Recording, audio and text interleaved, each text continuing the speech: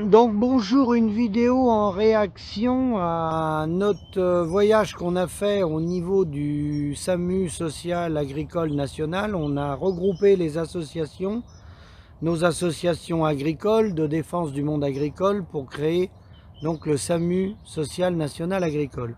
Et à cette occasion, avec plusieurs départements qui pouvaient se déplacer ce jour-là, suivant les disponibilités des éleveurs car tout le monde n'était pas disponible, car nous, en tant qu'éleveurs, on fait une défense, mais à titre bénévole. Donc, comme on n'est pas rémunéré, c'est très difficile de s'absenter de nos exploitations.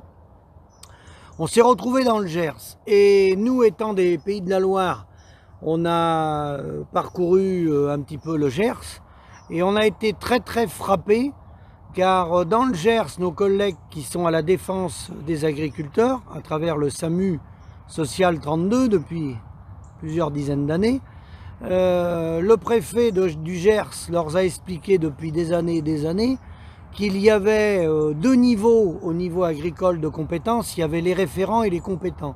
Les référents étant les gens élus des FDSEA des départements et les compétents étant les gens de la préfecture qui rendent des comptes au pouvoir public et qui sont les représentants de l'État. Donc on a pris le temps d'aller voir, alors pas tous les référents, mais au moins un nombre relativement important.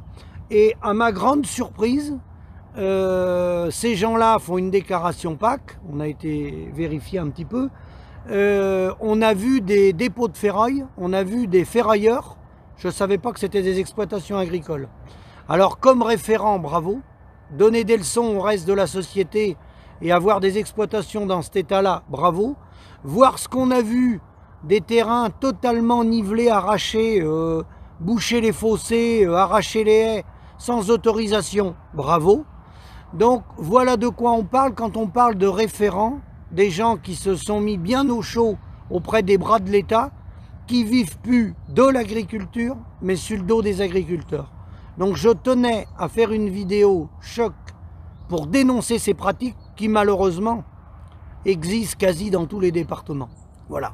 Donc jusqu'à maintenant, les bras de l'État ferment les yeux, mais ça ne va pas durer une décennie maintenant. Avec la misère agricole qu'on voit dans toutes les campagnes, que les référents se mettent auprès du feu et soient en illégalité dans leur exploitation à travers leurs déclarations, ça va durer moins longtemps que les impôts. À bientôt.